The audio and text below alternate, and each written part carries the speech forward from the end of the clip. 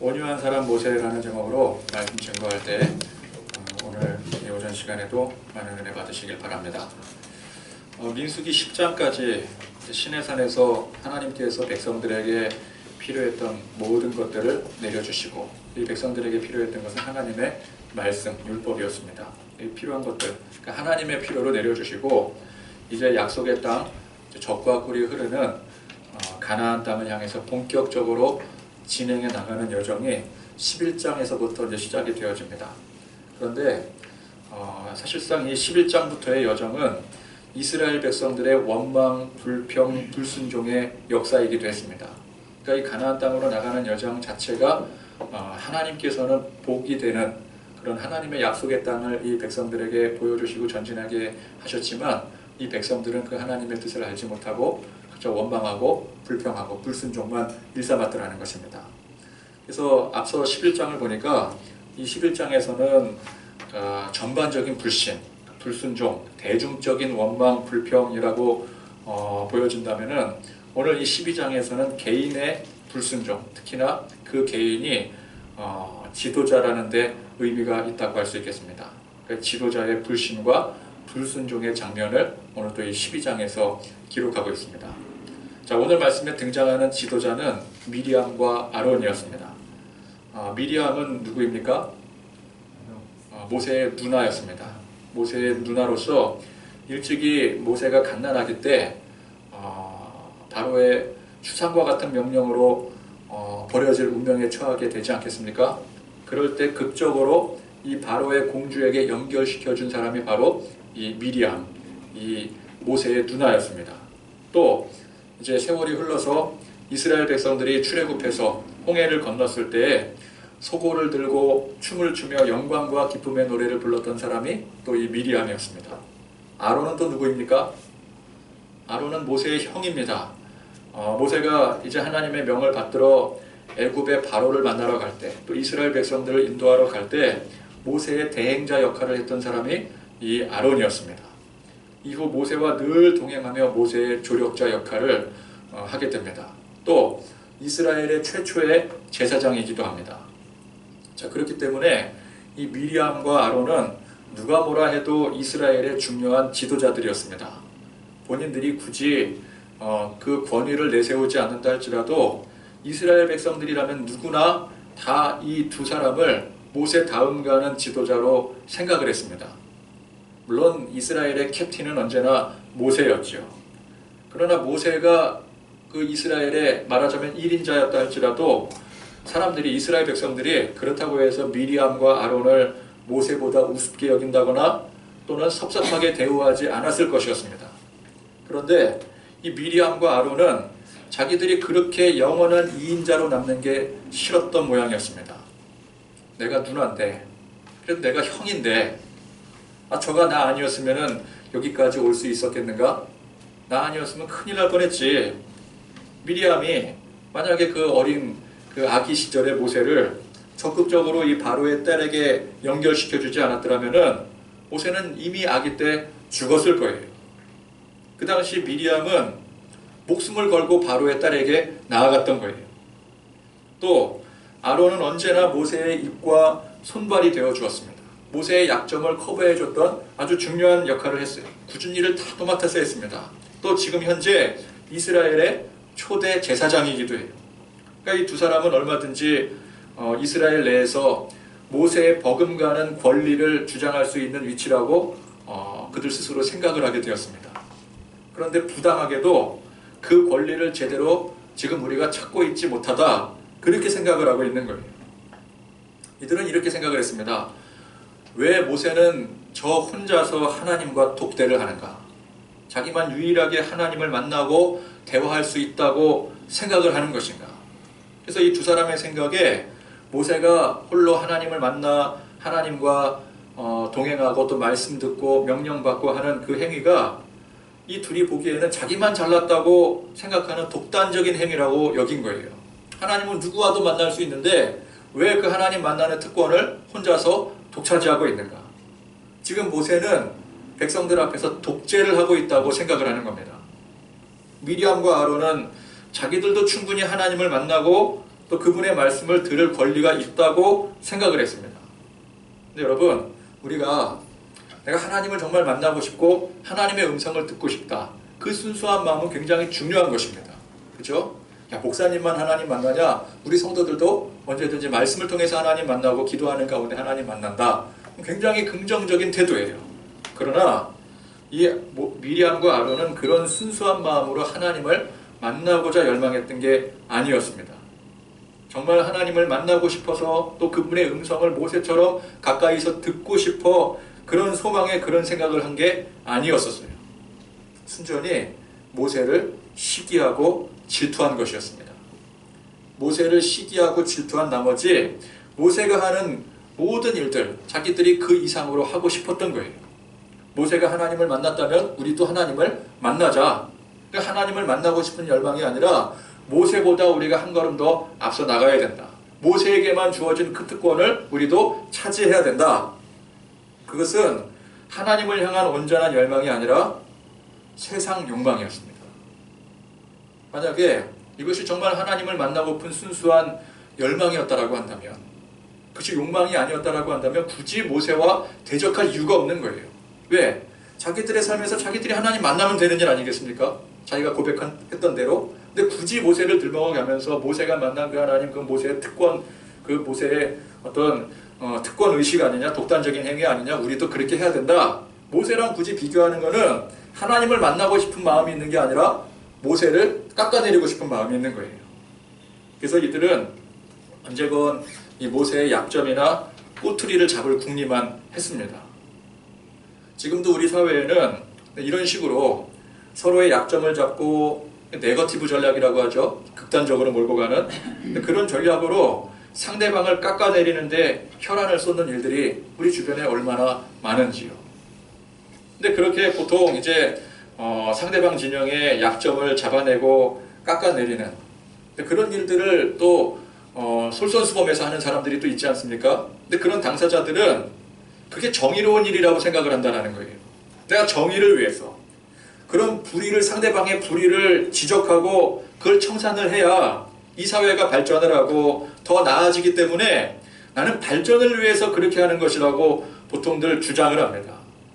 그러나 상대방의 약점을 파고들어 깎아내리는 그 본심은 상대를 죽이고 자기가 살려고 하는, 자기를 높이려고 하는 그 욕망에 있는 것입니다. 이것은 상대를 죽이면서 내가 사는 것 같지만 사실은 상대도 죽이고 나도 죽이게 되는 거예요. 그냥 같이 죽자라는 얘기입니다. 이거는 자폭하자라는 얘기예요. 여러분, 건설적인 비판은 중요하지만 비난은 하지 말아야 되는 것입니다. 이 비난이라고 하는 것은 그냥 서로 다짜고짜 죽자고 덤비는 꼴이에요. 여러분, 서로가 같이 살아야 되는 것이지 서로 같이 죽어버리면 뭐가 남겠습니까? 아무것도 남는 게 없는 거예요. 근데 이게 또 멀리 볼 필요가 없이 우리는 또 그렇게 생각을 하면 야, 요즘 정치들이 썩었지. 그리고 뭐 다른 이제 교회라든지 어떤 집단들을 생각해 보면서 그래, 거기가 그랬어. 근데 멀리 볼 필요가 없이 여러분, 우리 자신을 돌아보시기를 바랍니다. 나 자신을 돌아보시기를 바라요. 얼마나 남 얘기를 많이 합니까? 남 이야기를. 어떤 사람을 칭찬하고 높여주는 것도 당사자가 없는 자리라면 그건 상당히 조심스러운 것입니다. 하물며 우리는 그 당사자가 없는 자리에서 그 사람을 칭찬하고 높여주기는커녕 열심히 비난을 하곤 합니다. 옆에 사람 다소 뭐합니까? 내 얘기인데, 그죠? 제 얘기예요. 나는 그 사람을 위해서 건설적인 비판을 해주는 것이라고 생각하겠지만 그냥 비난인 것뿐입니다. 그것은 그냥 비난이에요. 여러분, 그 당사자가 만약 이제 서로 같이 얘기했던 그 이야기를 그대로 전해 듣는다면은, 들었을 때 그 당사자가 야, 내가 잘못했구나, 내가 문제가 있었구나, 그래서 겸허히 비판을 수용하고 그 잘 받아들이겠습니까? 그러면 그것은 건설적인 비판이 될 수도 있겠죠. 그러나 보통은 그 얘기가 만약에 다른 이 자리에 없는 그 사람에게 귀에 들어갔다. 그럼 보통 이제 서로 죽자고 멱살 잡고 싸움 날 일이 벌어지게 되는 거 아니겠습니까? 그렇습니다. 비난은 그저 서로 죽이는 일밖에 되지 않는 거예요. 잘 되긴 뭐가 잘 됩니까? 서로 멱살이나 잡지 않으면 다행이지요. 근데 우리가 이걸 또 잘 알지 않습니까? 이렇게 비난하면 안 된다, 남 얘기하면 안 된다. 근데 이걸 잘 알면서도 또 막상 야 그러지 말아야지 그러지 말아야지 다짐하고 돌아서고 나면은 이 자리에 없는 사람 얘기하는 게 그게 고쳐지지가 않는 거예요. 여러분 그렇게 남 얘기하는 게 그게 너무 재미있어서 그게 삶의 낙이 되어버렸다면은 여러분 그 사람은 굉장히 심각한 상태인 것입니다. 사람을 죽이는 것은 칼로도 가능하지만 생각과 말로도 얼마든지 죽일 수 있는 거예요. 그러면 그 사람만 죽이는 게 아니라 나도 같이 죽는 거예요. 우리 모두는 항상 이 점을 명심하고 또 명심해야 됩니다. 저도 그렇고 여러분들도 그렇고 항상 이 점을 명심해야 돼요. 그래서 우리는 여기 없는 남 말을 할 때마다 내 입안에 가시가 한 움큼씩 생겼으면 좋겠다. 근데 그런 정도로 우리는 경각심을 가져야 된다는 것입니다. 물론 그렇게 말한다고 해서 입안에 가시가 생기진 않습니다. 그러나 만약에 가시가 생기면은 그 말 하겠습니까? 말할 때마다 가시가 생긴다면은 절대 남말하지 않을 것입니다. 그런 마음을 우리가 가져야 된다는 거예요. 내가 여기서 남말을 하게 되면은, 여기서 있지 않은 다른 사람 말을 하게 된다면은 내 입에 가시가 생겨도 좋다. 그런 마음가짐으로 우리는 항상 이 점을 명시해야 되는 것입니다. 자, 그래서 이 미리암과 아론은 보통 이제 뭐 우리 주변에 정치인들이나 혹은 우리도 마찬가지고 흔히 하는 그런 네거티브 전략으로 모세의 약점을 파기에 급급했습니다. 그 가운데 그들의 레이더망에 걸린 사건이 하나 딱 터지게 되었어요. 이들은 이것을 스캔들이라고 붙잡게 됩니다. 뭐였는가 보니까 모세가 구수여자면은 이제 이방인 아니겠습니까? 이방 여인을 아내로 취한 거예요. 자, 우리가 이제 요 말을 들으면은 요거 하나 건수 하나 잡았구나. 요거 또 아주 스캔들이 되겠구나. 대형 스캔들로 터지겠구나. 그렇게 생각할 수 있지 않겠습니까? 사실 이게 논쟁의 여지는 될 수가 있는 일이었습니다. 모세가 이방 여인을 아내로 취하는 일은, 그런데 논쟁의 여지는 될 수 있겠지만 이게 또 법적으로나 관습적으로나 문제가 있는 일은 아니었습니다. 얼마든지 할 수는 있는 일이었어요. 그러나 정서적으로 볼 때는 이게 논쟁의 여지가 있을 수 있는 것이었습니다. 예를 들어서 이제 아시안 게임 끝났는데 야구 대표 선수들이 논란이 많지 않았습니까? 금메달을 땄음에도 불구하고 병역 문제 때문에 논란이 참 많이 있었어요. 특히 이제 모 선수가 집중적으로 비난의 화살을 맞게 되었는데, 이게 사실 금메달 따서 병역 면제를 받은 일이 법적으로나 혹은 규칙적으로나 아무 문제는 없어요. 그러나 정황상 또 우리 정서상 이게 구설수에 휘말릴 수밖에 없는 그런 것과 비슷한 이치다라고도 볼 수가 있는 것입니다. 자, 그러면 모세는 왜 하필이면은 구수 여자를 아내로 취했는가? 우리가 이제 그렇게 생각할 수 있지 않겠습니까? 굳이 모세가 이 구수 여자, 하고 많은 이스라엘 여자들 냅두고, 아니 새장가를 드지를 말았어야지. 뭔 그 나이에 뭐 또 좋은 게 있다고 또 그냥 새장가를 들어가지고 괜히 이런 스캔들을 스스로 만들었는가? 참 안타깝다. 뭐 그렇게 생각할 수도 있지 않겠습니까? 왜 하필 구수 여자를 아내로 취했는가? 모세가 아내가 있었어요, 그죠? 누구였습니까? 십보라였습니다. 십보라. 근데 주석에 보니까 이제 이후에 이 십보라의 행적에 대해서 나오질 않거든요. 아마 주석에는 십보라가 광야에서 죽었을 것이다, 이제 그렇게 보고 있습니다. 근데 이제 십보라가 죽었다라고 한다면 그를 대신해서 이 구수 여인을 아내로 취했을 때 재혼한 것 아니겠습니까? 여러분, 누가 재혼을 하는 것은 그건 아무런 문제가 되는 일이 아니에요. 그렇죠? 지도자가 재혼을 한다고 그게 문제가 되는 일이겠습니까? 그렇지 않습니다. 그럼 문제가 되는 일이 아니에요. 그 당시에는 지도자들이 첩도 두는 시절이었는데 재혼을 하는 거, 아내가 죽었기 때문에 다시 재혼을 하는 것은 아무런 문제가 되지 않았습니다. 그럼 또 이제 우리가 그러면 이제 재혼을 했다, 그거에 대해서는 문제를 삼지 않는다 할지라도 또 한 가지 문제를 삼을 수 있는 게 뭐예요?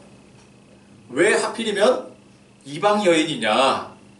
이스라엘에 하고 많은 좋은 여자들 많이 있을 텐데 이스라엘의 지도자나 되는 사람이 왜 하필이면 이방 여인을 자기 아내로 재혼을 하게 되었는가? 근데 여러분 이게 우리가 사실 모세가 히브리 여인이 아니라 구스 여인을 사랑했다는데 둘이 그렇게 사랑했다는데 거기에 사실상 우리가 가타부타 할 말이 없는 거예요. 그죠? 부정을 저지른 것도 아니고 불법을 저지른 것도 아니고 다만 정서상 그럴 수 있다. 자, 근데 우리가 여기서 한 가지 좀 짚고 넘어가야 될 점이 우리는 이제 보통 모세가 이방 여인과 결혼을 했다. 여기에 좀 크게 반응을 하는 이유가 무엇이겠습니까? 이거를 좀 큰 문제로 반응을 할 수가 있어요. 우리가 당사자가 아닌데 우리가 이스라엘 사람도 아니고 그죠? 모세가 우리의 직접적인 지도자가 아니잖아요. 어떤 교회 보니까 사모님이 돌아가셨어요. 근데 재혼을 하셨더라고요. 근데 재혼한 그 사실에 대해서 성도들이 가타부타 말이 없어요. 그거는 당연하게 생각을 하는 거예요. 근데 우리는 이 모세가 재혼을 했는데 그것도 이방 여자와 재혼을 했다. 여기에 왜 우리는 이거 불편하게 여기십니까, 여러분? 별로 불편하지 않으세요? 왜 불편하게 생각하는지 모르겠어요. 근데 많은 사람들이 이걸 불편하게 생각을 하거든요. 왜 불편하게 생각을 하겠습니까? 왜 이방 여자인가? 여러분 성경에서 보통 이 구약 성경에 이방 여자라 하면 하나님이 절대적으로 금하신 그런 통혼 관계잖아요. 그죠? 하나님은 절대 이방 여인을 아내로 취하지 말라고 말씀하신 그걸 우리가 정확하게 너무나도 명확하게 기억하기 때문에 하나님의 그 명령을 일개 백성들도 아닌 이 백성들을 이끌 지도자가 그 하나님의 명령에 정면으로 도전을 하고 어겼다라는 그 사실에 우리는 경악을 할 수가 있게 되는 거예요. 근데 우리가 여기서 정확히 알아야 될 게 시대적인 상황을 봐야 됩니다. 모세가 이 이스라엘 백성들을 데리고 광야에서 출애굽했을 이 당시에는 민족적인 어떤 결속력이 그 이후에 이제 나라가 완성이 되고 또 민족이 정착이 되고 그러면서 이 민족적인 결속이 정해지는 것이지 이 당시에는 그런 게 별로 없었던 시절이었어요. 그리고 하나님께서 이방 여인을 금하라라고 명령했던 것도 가나안 땅을 정복했던 그 이후의 일입니다. 그러니까 지금 이 시기에는 뭐 구스 여자건 히브리 여자건 그 상관이 없는 거예요. 신앙적으로도 상관이 없는 일이고 당연히 관습적으로도 상관이 없는 겁니다. 그러니까 우리가 생각할 때 야, 모세가 어떻게 이방 여인을 아내로 취할 수가 있단 말인가? 그것은 가나안 정복 이후에 그런 일인 거예요. 그러니까 지금 이 상황에서는 그런 걱정을 할 이유가 없는 그런 시대였던 것입니다. 그러니까 그 시절은 모세가 이방 여인과 결혼을 했다고 해서 그게 문제가 되거나 흠이 될 만한 사건이 아니었더라는 거예요. 자, 모세의 그 원래 처였던 십보라 어디 출신 여자였습니까? 미디안 출신 여자였어요. 히브리 출신이 아니에요. 그 당시에는 그런 개념이 없었던 거예요. 정작 하나님께서도 이 부분에 대해서 가타부타 말씀이 없으십니다. 오히려 이 모세를 두둔하고 나서세요. 하나님께서. 자, 그러니 지금 사실 이 문제는 그냥 흔히 넘어갈 수 있는 별거 아닌 일이었어요. 아무것도 아닌 일이었어요. 그런데 이 미리암과 아론이 이를 문제 삼기 시작했습니다. 야, 그래도 모세가 우리 민족의 지도자인데 어떻게 아무렇지도 않게 지도자가 다른 이방인과 결혼할 수가 있겠느냐. 뭐 그렇게 이제 막 말을 하고 다니니까 그것도 듣는 사람들이 듣고 보니까 또 그런 것 같거든요. 기왕이면은 히브리 출신 여자와 결혼하는 게 좋지. 그걸 장려해야지. 왜 굳이 구스 여자를 취하느냐. 근데 그렇게 이제 자꾸만 꼬투리가 잡히게 되는 거예요. 또 뭐 조강지처가 죽은 지 얼마나 됐다고 그 나이에 뭘 또 뭐가 좋다고 그렇게 재혼을 하느냐. 하나님 만나고 맨날 하나님 음성 듣고 하나님밖에 없다고 그러더니 저거 속셈이 다른 데 있었구만. 또 그렇게 얘기를 하니까 듣는 사람들이 또 뭐라 그래요? 어라 듣고 보니까 또 그러네? 그러면서 또 말을 막 옮기고 다니는 거예요. 그런 식으로 사람들을 자꾸만 비난에 동조하게 만들어버리는 겁니다. 별것도 아닌 일을. 사실 여러분이 미리암과 아론이 어떻게 했어야 됐겠습니까? 명색이 모세의 피를 나눈 형제 아니겠습니까? 게다가 하나님의 중대한 사명을 맡은 모세를 이들은 적극적으로 돕는 입장이었어요. 그렇다라고 한다면 설령 모세가 잘못을 했을지라도, 사실 이거는 모세가 잘못한 일이 아닌 거거든요. 근데 설령 모세가 잘못한 일이 있다 할지라도 그를 위해서 진심으로 걱정해주고 기도해주고 또 사람들 앞에서 지도자를 보호해줘야 될 그럴 위치가, 그럴 입장이 바로 이 아론과 미리암이었어요. 또 혹은 지금 이 구스 여자와 재혼을 한 이 문제를 가지고 일부 사람들이 또 들쑤실 수가 있어요. 그죠? 모세가 또 뭐 이거 문제 아니냐. 근데 그런 구설수가 좀 그러니까 사람들이 왈가왈부하는 일이 벌어진다 할지라도 그들이 직접 나서서 이 일을 중재해줘야 되는 거예요. 그죠? 어떤 사람들이 모여서 우리 모세가 문제가 있는 거 아니냐, 좀 변질된 거 아니냐, 왜 하필이면 이방 여자 취해서 아내를 삼고 뭐 그러고 있느냐 그럴 때 거기 딱 나서서 이 두 사람이 야 문제될 거 하나도 없는 거잖아. 응? 생각을 해봐. 우리 지도자가 아내 잃고 그냥 시름시름 빠져서 사는 게 좋으냐 아니면 좋은 사람 다시 만나서 다시 회복되는 게 좋으냐. 당연히 회복되는 게 좋은 거 아니냐. 이게 좋은 일이지. 게다가 하나님도 이 일에 대해서 전혀 문제가 없다고 하시는데 우리가 여기서 왈가왈부할 문제가 아니다. 오히려 축복해줘야 되는 일이다. 근데 그렇게 말을 해야 될, 그렇게 사람들을 독려해야 될 그럴 위치입니다. 그래야 같이 사는 거예요. 그러나 미리암과 아론은 쉽게 넘어가야 될 문제를 들쑤셔놓고 여러 사람들에게 비방을 하게 만들어버립니다. 자, 이거는 자기 얼굴에 침 뱉는 격이에요. 우리 속담에는 이제 자기 얼굴에 침 뱉는다 그러잖아요. 근데 히브리 속담에는 보니까 14절에 그의 아버지가 그의 얼굴에 침을 뱉었을지라도 그가 이랫동안 부끄러워한다. 이게 일종의 속담이에요. 그러니까 아버지가 스스로의 얼굴에 침을 뱉는 행위는 이게 참 부끄럽고 이상한 행위 아니겠습니까? 지금 연세가 너무 많이 드셔서 아버지가 좀 이상해지셨나 보다 그렇게 생각할 문제예요. 자기 얼굴에다 침을 뱉다니요. 그거를 자식이 봤으면 어떻게 해야 돼요? 이 히브리 속담에 의하면은 7일 동안 자숙을 하고 자기가 또한 부끄러워해야 된다는 거예요. 걱정 근심해야 된다는 거예요. 우리 아버지가 이렇게 됐구나. 자숙을 해야 된다는 거예요. 근데 그걸 보고 동네방네 우리 아버지가 얼굴에다 침 뱉고 다닌다 이러고 돌아다닌다면은 그게 온전한 자녀의 모습입니까? 이걸 뭐라 그래요? 이런 자녀를 보통 뭐라 그러죠? 잘 모릅니까? 후레자식이라고 합니다. 후레자식. 그죠? 아니 아버지가 욕보이는 일을 세상 동네방네 떠들고 자랑하는 자식, 이게 온전한 자녀입니까? 후레자식이지. 노아가 술에 취해서 벌거벗고 잠이 들었습니다. 그 실수한 거예요. 근데 그 모습을 제 아들들이 봤어요. 셈, 함, 야벳 이 세 사람이 목격을 했습니다. 근데 셈과 야벳은 이를 민망히 여겼어요. 아, 이것이 아버지의 수치로구나. 그래서 그것을 감히 보지 못하고 뒤로 돌아서 가리개로 그 몸을 가려드립니다. 잘 덮어드렸어요. 근데 이 셋 중에서 함은 경솔하게 그 일을 떠벌리고 다녔어요. 뭐 떠벌리고 다닌대봤자 그 시절에 식구들밖에 더 있겠습니까? 식구들한테 떠벌리고 다닌 거예요. 그 일로 인해서 함에게는 하나님의 진노가 임하게 됩니다. 민족적인 진노가 임하게 돼요. 자, 이 미리암과 아론은 모세가 하나님과 독대하여 만나는 것이 그게 부러웠던 게 아니에요. 그랬으면 자기 얼굴에 침 뱉는 일을 하지 않았겠죠. 그들은 욕망으로 인해서 그 모세의 자리가 탐났던 것이었습니다. 그러니까 하나님을 만나는 게 중요한 게 아니라 모세처럼 사람들에게 인정받고 높임받고 대접받는 그 자체가 탐난 거예요. 그 모세의 위치가 그런 자리라고 생각을 한 거예요. 사실 그런 측면에서 본다면 이 두 사람도 충분히 높임을 받고 대접을 받고 살았었습니다. 그죠? 근데 그런 건 눈에 차지도 않는 거예요. 자기 위치는 보이지도 않아요. 남의 것만 보이는 거예요. 욕망의 눈이 어두워져 버린 것입니다. 자, 그런데 이들이 몰랐어요. 뭘 몰랐는가? 모세가 어느 날 갑자기 그런 위치에 올랐던 것이 아니었음을 몰랐습니다. 그러니까 자기들 생각할 때는 모세가 아주 높은 위치에 있다고 생각을 했는데 그것도 착각이거니와 뭐 또 한 가지 몰랐던 사실이 그게 하루아침에 된 일이 아니라는 것을 몰랐던 거예요. 자, 모세가 일찍이 애굽의 왕자 시절에는 그는 이미 높아질 대로 높아진 위치였습니다. 그냥 위치 자체가 높은 거예요. 왕자가, 여러분 왕자보다 더 높은 위치가 어디 있습니까? 왕 아닙니까? 왕을 제외하고는 왕자가 제일 높은 거예요. 세상에서. 그죠?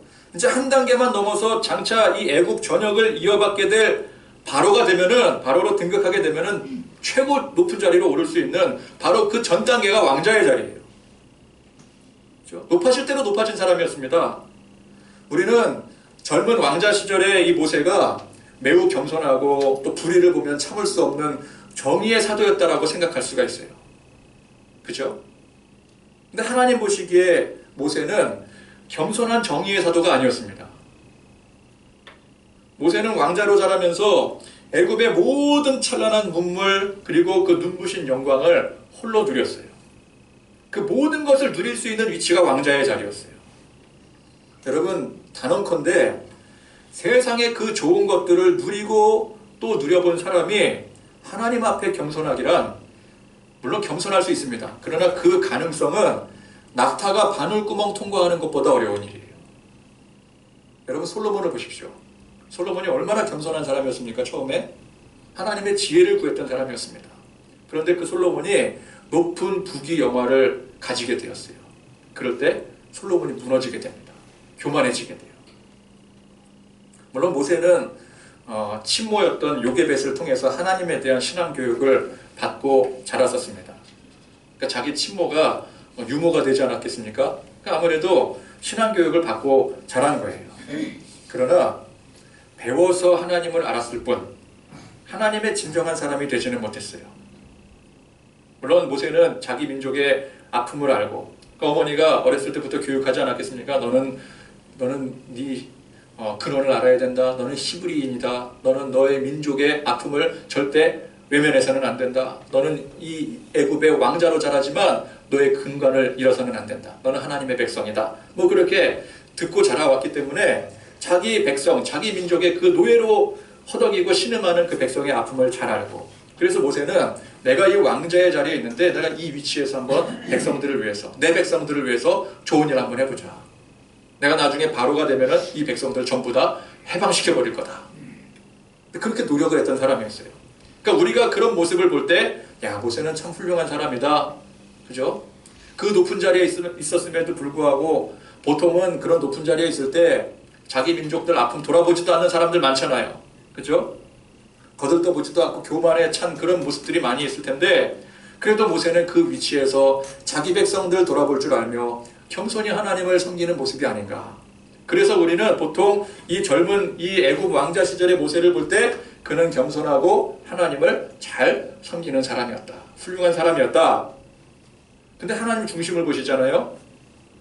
하나님이 이 모세의 중심을 보건대 모세는 자기가 가지고 있는 권력 또 능력 자기가 가진 그 힘으로 일을 하고자 했더라는 거예요. 자, 우리는 그게 뭐가 문제냐? 그 당연한 거 아니냐? 우리는 보통 그렇게 반응을 해요. 그러나 여러분 우리가 오늘 이 말씀에서 분명히 알아야 됩니다. 하나님 보시기에 그것은 매우 교만한 모습이라는 거예요. 하나님은 우리가 모든 것들을 다 내려놓고 온전히 하나님만 바라보기를 원하십니다. 주바라기가 되기를 원하세요. 주만 바라볼지라. 근데 이 젊은 모세는 하나님의 능력이 아닌 자기의 힘과 능력으로 하나님의 일을 하고자 했습니다. 우리는 그런 점을 훌륭한 점이라고 칭찬을 해요. 그러나 하나님은 그런 점을 결코 용납하지 않으십니다. 우리는 보통 주의 일을 하기 위해서, 하나님의 일을 하기 위해서 내가 무엇을 하면 좋을까? 내가 무엇을 준비하면 좋을까? 내가 중심이 돼요. 내가 해야 되는 거예요. 근데 그것은 여러분 하나님을 몰라도 한참 모르는 겁니다. 하나님은 그럴 때 그런 헌신을 받지 않으세요. 내가 뭔가를 내 입으로, 내 힘으로, 내 능력으로, 내가 돈 벌어서, 내가 능력을 쌓아서 그렇게 가다가 그게 점점 아니야. 주님께서 주가 하셔야지. 주님께로. 나에서 주님으로 바뀔 때 그 주체가 비로소 하나님께서 우리를 통해 역사하시는 줄 믿으시기 바랍니다. 우리가 볼 때 젊은 모세는 흠잡을 데가 없었어요. 그건 우리가 세상 관점에 너무 찌들어 살기 때문에 그렇게 보이는 겁니다. 이걸 우리가 아셔야 돼요. 흠잡을 데가 없었습니다. 얼마나 좋은 때입니까? 왕의 권력까지는 아니지만 왕자의 권세를 가지고 있었어요. 조금만 노력하면 왕의 권력까지 가질 수 있는 위치였어요. 그러면 모든 게 다 깨끗하게 해결되는 문제라고 우리는 생각을 해요. 근데 하나님은 이상하니 많지 그런 흠잡을 데 없는 가장 절정에 올랐던 그 모세를 가차없이 내쳐버리십니다. 사정없이 광야로 내몰아 버리셔요. 여기서 우리는 이제 충격을 받는 거예요. 왜? 제일 좋을 때잖아. 가장 좋게 쓰임받기 위해서 하나님께서 그렇게 지금까지 역사해 오신 거 아니었어?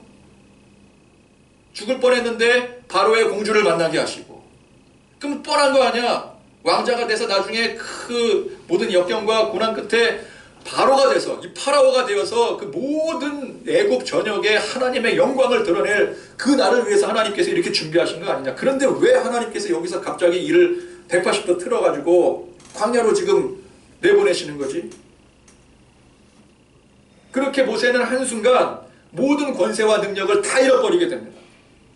이제 정처 없이 광야를 떠도는 신세가 되어버렸어요. 그래도 우리는 일말의 희망을 갖습니다. 이것도 하나의 과정이겠지. 이렇게 광야를 좀 떠돌다가 다시 재기를 해서 세력을 형성을 해서 규합을 해서 저 애굽으로 멋지게 쳐들어가 그들을 그 모세를 모함하고 핍박했던 그 세력들을 몰아내고 이제 애굽의 전권을 장악하겠지. 하나님이 그렇게 준비시켜 주시겠지. 그렇게 자기 민족을 구원하게 하는 하나님의 깊은 뜻이 있을 거야. 그런데 이제 우리가 이제 만약에 성경을 전혀 모르는 상태에서 처음 읽는다고 쳐요. 이제 그렇게 이제 모세가 광야로 갔을 때 그걸 기대하고 이제 성경을 읽을 거 아니겠습니까? 여기 또 하나님의 깊은 뜻이 숨겨 있을 거야. 아무리 성경을 읽어도 그런 장면이 나오질 않네요. 모세도 내심 기대를 했을 거예요. 내가 왜 지금 광야로 축출이 돼서 도망가야 되는 거지? 그래도 권토중례라는 말이 있지 않나요? 물론 그 당시에는 권토중례라는 말이 없었겠지만 뭐 와신상담, 그죠? 다시 일어나서 멋지게 재기할 거야. 하나님이 나에게 힘 주실 거야. 성공할 거야. 그렇게 3년, 5년, 10년이 지났어요. 20년이 지났어요. 이제 모세도 그 모든 걸 다 포기하게 됩니다. 아무 일도 일어나지 않잖아. 이게 뭐야? 나 과거에 왜 그랬던 거지? 나 굳이 왜 왕자로 있었던 거지? 아무것도 모르겠어. 20년이 지납니다. 30년이 지납니다. 몇 년이 지나요? 40년까지 지나게 돼요. 이 40년이면은 그 어떤 누구도 다 포기하는 시점입니다. 성경을 읽다가도 우리도 포기해버려요. 아, 이거 아닌가? 모세는 끝났구나. 모세 이야기는 여기서 종이구나. 다른 이야기가 나오겠구나. 모세가 전성기 때 일어났던 그 모든 권세와 영광을 하나님께서 그 너무나도 아깝게, 우리가 생각할 때 너무 아까운 거예요. 그거 가지고 활용했으면 얼마나 크게 역사했을 텐데 너무나도 아깝게 전부 다 무용지물로 없는 것으로 싹 돌려버리셨어요. 그리고 아무도 모세 자기 자신조차도 아무것도 기대하지 않고 그저 그냥 오랜 세월 묵혀 살았을 때 비로소 하나님께서 모세를 부르십니다. 이제 끝났는 줄 알았어요. 누구나 다 끝났는 줄 알았어요. 40년이나 흘렀거든요. 10년이 지나도 끝났는 줄 알아요. 보통. 그죠? 길게 가봤자 20년도 안 가요. 근데 40년이 지났거든요. 근데 하나님께서 그때 모세를 부르셔요. 왜 하나님께서 이제 모든 과거 다 잊어버리고 모든 가졌던 능력이 완벽하게 소멸된 그 상태까지 와서야 뒤늦게 하나님께서 모세를 부르십니까? 여러분, 하나님의 일은 자기 힘, 자기 능력, 자기 의지를 가지고 감당하는 것이 아니라 오직 하나님의 능력, 하나님의 뜻 가운데 감당해야 되기 때문에 그런 거예요. 모세가 자기 힘 다 빼고 그 왕자로서 가졌던 권력, 능력, 또 의기, 또 하고자 하는 그 의기가 있지 않았습니까? 의기투합하지 않았습니까? 그런 것까지 다 뺐어요. 완전히 풀이 죽어서 그냥 파김치 돼버렸어요. 그때까지 하나님께서 기다리시는 거예요. 그래서 여러분, 그동안 채워왔던 것이 100이라고 한다면 그 100을 다 뺄 때까지 하나님 기다리시는 거예요. 뭐하러 채우니? 빨리 다 빼라. 그래서 이제 제로에서부터 시작해서 순전히 하나님의 것들로만 채우려고 하실 때, 채우려고 하나님은 그때까지 기다리시는 겁니다. 그러니까 하나님이 하나님의 것으로 채워야 되는데 우리 안에 이미 우리 것으로 가득 차 있어요. 그럼 하나님은 그거 뺄 때까지 기다리시는 거예요. 근데 모세는 어떤 사람이었습니까? 남들이 보통 10을 채울 때 모세는 100을 채웠던 사람이었어요. 굉장히 많은 것으로 채웠던 사람이었어요. 애굽의 문물, 왕자의 권력, 힘, 권세, 능력. 다른 사람들이랑은 비교할 수 없을 정도로 많이 채웠던 사람이었어요. 다른 보통 일반 사람들이 10이라면 100이 아니라 1000까지 채웠던 사람이 모세 아니었겠습니까? 그래서 그 채웠던 그 많은 것들 그거 다 뺄 때까지 너무나도 오랜 세월이 흘렀던 것이었습니다. 참 이게 중요한 거예요. 모세가 비로소 자기 힘, 자기 의지, 자기 모든 것 다 빼고 나서 자, 그 마지막 한 방울까지 다 짜내서 다 빼고 나서 아무것도 남지 않을 때까지 정말 아무것도 남은 게 없어요. 광야에서 하나님은 모세가 그 제로 베이스에서부터 출발하도록 광야로 그를 몰아넣으셨고 그때까지 기다리신 것입니다. 그러므로 여러분 우리가 스스로 내 힘으로 쌓은 게 많을수록 많으면 많을수록 어떻게 해요? 비우는데 오래 걸리는 거예요. 모세는 이제 새 사람이 되었습니다. 예전에 쌓았던 모든 것들 남김없이 다 사라져 버렸어요. 다 비웠어요. 자기가 비우고 싶어서 비운 게 아니라 저절로 비워졌어요. 세월이 그렇게 만들었어요. 광야가 그렇게 만들었어요. 그런데 그 비운 것을 대신 하나님의 것으로 채우게 됩니다. 하나님이 채워주시는 거예요. 하나님이 채워주실 때는 팍팍 채워주십니다. 그래서 진정 하나님 앞에 겸손한 사람이 된 거예요. 여러분 겸손한 사람이 어떤 사람이에요? 하나님의 것으로 채운 사람이 겸손한 사람이에요. 근데 모세가 자기 스스로 겸손해지려고 해서 겸손해진 게 아니에요. 야, 내가 스스로 겸손해져야 되겠다. 그렇게 마음 먹는 순간 이미 그 사람은 아직도 뺄 게 남아있는 거예요. 모세는 자기가 이미 하나님 앞에 겸손해진지도 모른 채 겸손해 있었어요. 그렇게 세월이 만들었고 광야가 만들어간 거예요. 그때서야 하나님은 모세를 들어 사용하시기 시작합니다. 이제 그런 하나님의 연단 또 자기 힘 다 빼는 과정을 통해서 지금 현재의 모세가 완성이 되어 있는 거예요. 근데 미리암과 아론은 그 과정, 그 의미를 전혀 몰랐습니다. 그러니까 지금 현재 미리암과 아론의 모습은 과거 모세의 왕자 시절이나 다름없는 모습이에요. 세상의 욕망에 눈이 어두워 그 자리를 탐하려고 했던 이 미리암이나 아론이나 또 자기 힘과 능력 믿고 하나님의 일을 자기 스스로 감당하겠다고 영적으로 교만했던 모세나 본질적으로는 같은 거예요. 우리가 볼 때는 모세의 그 모습이 훌륭하다라고 생각을 하겠죠. 그만큼 우리가 세상에 찌들어 있다라는 증거인 것입니다. 여러분 하나님은 언제나 자기 힘 믿고 자기 능력으로 일하려고 하는 것을 용납하지 않으세요. 이스라엘 백성들을 가리켜 뭐라고 부릅니까? 이스라엘 백성들 별명이 뭐예요? 목이 곧은 백성. 그렇죠? 목이 뻣뻣한 백성들이라고 했어요. 이게 교만한 모습입니다. 자꾸 자기 목을 세우는 거예요. 그럴 때 하나님은 그런 사람을 당수로 내치시는 거예요. 목을 탁 치시는 거예요. 어디서 목을 세워? 숙여. 그래서 팍팍 꺾으시는 겁니다. 그래서 우리는 하나님의 당수로 맞아 꺾이기 전에 우리 스스로 고개 숙여야 되는 거예요. 스스로.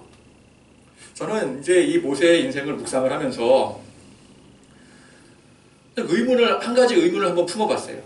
그래, 모세의 인생을 보니까 이거는 뭐 하나님께서 모세가 일어났던 모든 것을 다 쳐버리시고 당수로 쳐버리시고 그 다음에 스스로 모든 것 다 절망의 포기 상태로 다 빠뜨려 놓으신 다음에 그때 가서 하나님의 것으로 채웠다 이거예요. 모세는 그렇다고 쳐요. 근데 성경에 그런 모세의 케이스만 있을까? 제가 한번 의문을 가져봤어요. 그래도 성경에 그런 사람도 있는가 하면은 자기가 열심히 노력해서 자기 힘으로 자기 능력으로 하나님의 일을 감당했던 사람이 단 한 사람도 있지 않을까? 단 한 사람이라도 그런 사람이 나오면 제가 설교하는 거 다 가짜 설교가 되는 겁니다. 그죠? 그래서 제가 한번 쭉 살펴봤어요. 성경의 위인들, 성경의 인물들을 한번 시리즈로 한번 살펴봤어요.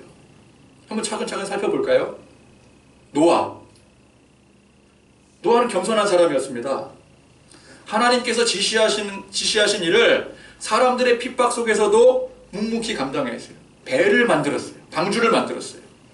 만약에 이 노아가 이거 내가 한번 해보자 그 안에 욕망이 꿈틀거렸다면은 자기가 하는 일을 자랑하거나 혹은 사람들 앞에 변호했을 거예요. 얼마나 많은 사람들이 노아에게 찾아가서 손가락질 했겠습니까? 그런데 묵묵히 그 일을 감당하는 거예요. 자기 힘으로 하는 게 아니라 이것은 하나님의 일이기 때문에. 노아는 그런 사람이었습니다. 또 아브라함이 자기의 힘과 자기의 능력으로 하나님의 뜻을 이루려고 했던 때가 있었어요. 그래서 얻어진 게 누구였어요? 이스마엘. 그죠? 그런데 오직 내 힘과 내 능력 다 빼버리고 가능성 제로로 만들어버리고 그냥 하나님께서 하심을 믿을 수밖에 없다고 기다려서 얻은 자식이 누구예요? 이게 이삭이에요. 또 이삭은 어떤 사람이었습니까? 이삭은 별로 기록이 없죠. 근데 이삭은 하면은 우리가 생각나는 게 언제나 들에 나가 묵상하는 사람. 결혼 정년기가 찼음에도 불구하고 나가서 묵상하는 사람. 만약에 내 힘과 내 능력으로 뭔가를 이루어야지 했으면 자기가 직접 세상에 나가서 신부를 데리고 왔을 것입니다. 그러나 하나님이 하실 거야. 하나님이 하시는 일이야. 그렇게 생각하고 이삭은 들에 나가 묵상하는 거예요. 야곱은 어떤 사람입니까? 자기 힘으로 노력해서 얻은 게 없는 대표적인 사람 아닙니까? 여러분, 야곱이 자기 힘과 자기 의지로 자기 능력으로 했던 모든 일들이 100% 다 망했습니다. 쫄딱 망했어요.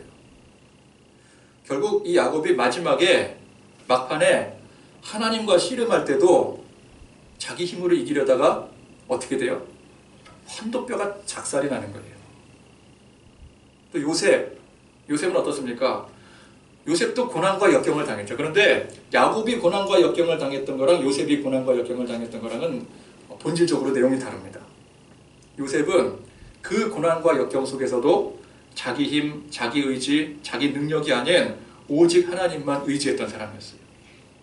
만약에 자기 힘을 의지했더라면 보디발의 아내 그 사건 때 자기 자신을 변호했을 것입니다. 그러나 하나님의 인도하심을 온전히 믿었기 때문에 그는 그냥 감옥에 들어가요. 또 모세는 제가 쭉 설명하지 않았습니까? 모세야말로 기다림의 미학이죠. 40년 광야 세월이 무려 2차례입니다. 모세는 80년을 광야에서 살았어요. 또 여호수아면 우리가 생각나는 게 가나안 정복했던 그 멋진 장수의 모습 아니겠습니까? 근데 그 가나안을 정복하는 사명을 감당하기까지 여호수아도 40년 동안 광야에서 겸손과 낮아짐의 훈련을 받았습니다. 모세만 40년 동안 광야에 있었던 게 아니에요. 여호수아도 40년 동안 같이 있었어요. 또 이 사사들은 또 어떻습니까? 항상 이 이스라엘의 고난이 절정에 이르렀을 때 그때 사사들이 등장하게 돼요. 그러니까 하나님께서는 고난이 절정에 이르를 때까지 하나님 그냥 내버려 두십니다. 오직 하나님만 바라볼 수 있도록. 그게 사사들이었어요. 또 삼손 어떻습니까? 삼손도 야곱과 버금가게 자기 힘 믿고 살다가 망한 대표적인 케이스 아닙니까? 어마어마한 힘을 가지고 있었는데 그 힘 가지고 휘둘렀던 모든 일을 다 망하는 일이었어요. 근데 마지막에 힘을 뺏기고 맙니다. 눈까지 잃어요. 그때서야 평생 처음으로 하나님을 온전히 믿기 시작해요. 그리고 나서 하나님을 온전히 믿었을 때 그때 블레셋 모였던 방백들을 다 처리를 하게 되는데 그 이전에 자기 힘으로 처리했던 사람들보다 몇 배는 더 많이 하나님의 역사를 이루게 됩니다. 다윗은 어떻습니까? 다윗은 인생 자체가 낮아짐, 겸손, 훈련의 인생 아니었습니까? 또 솔로몬은 어때요? 자기 지식을 가지고 있었어요. 자기 능력으로 모든 걸 얻을 수 있었어요. 물론 하나님께서 주신 것이었지만 그것이 자기 욕심이 되고 욕망이 되어서 결국은 그 모든 것들이 훗날 다 헛된 것이라고 스스로 고백을 합니다. 자백을 해요. 내가 이루었던 모든 것들 그거 다 헛된 것들이었다. 아무것도 아니었다. 무로 다 돌려야 될 것이었다. 그걸 솔로몬이 스스로 고백을 합니다. 이건 자기가 자백을 한 거예요. 자, 예수님의 제자들 어떻습니까? 힘 다 빼고, 그죠? 배신자들까지 됐어요. 이 제자들이. 자랑할 게 아무것도 없게 되었어요. 형편없이 낮아진 후에 그때 가서 성령의 충만한 은혜를 받게 되는 거예요. 바울은 또 어떻습니까? 자기 열정으로 자기 노력을 가지고 자기 열심을 가지고 하나님을 위해 일한 그것이 예수님을 핍박한 일이 되었어요. 예수님을 만나고 나서 바울은 철저히 낮아집니다. 아주 철저히 낮아져요. 그리고 사도가 되는 거예요. 제가 이렇게 성경의 인물들을 쭉 보니까 이거 공식과도 같더라고요. 다 모세 같은 사람들이에요. 자기 힘 가지고 된 일이 하나도 없어요. 자기 힘 가지고 덤볐을 때는 반드시 안 됐어요. 근데 그 자기 힘 다 빼고 자기 능력 다 빼버리고 채웠던 100이면 100 다 빼버리는 10이면 10, 1000이면 1000 다 빼버렸을 때 하나님께서 채우시고 하나님께서 그를 부르셨을 때 역사가 일어나게 되더라는 것입니다. 여기에 여러분 단 한 사람이라도 자기 힘과 자기 능력으로 하나님의 뜻을 이룬 사람이 없어요. 여러분 여기 지금 나온 사람 외에 혹시라도 있으면 저한테 가지고 오시면 같이 고민을 해보겠습니다. 근데 없어요. 오직 낮아지고 또 낮아지고 겸손해지고 또 기다리고. 그게 뭐예요? 그게 오늘 말씀 3절에 온유함입니다. 온유함. 이 사람 모세는 온유함이 지면의 모든 사람보다 더하더라. 이 온유함이라는 게 착한 심성을 말하는 게 아니에요. 자기 힘 다 빼고 자기 자존심 다 빼고 자기 능력 다 버리고 오직 하나님만 의지하는 거예요. 오직 하나님의 것으로 채우는 거예요. 겸손한 사람, 이게 온유함입니다. 여러분 하나님 앞에 낮아지시고 겸손해지시고 하나님을 온전히 의지하시고 기다리고 그래서 온유한 사람들 되기를 간절히 축원드립니다. 아멘. 함께 찬양하시겠습니다. 하나님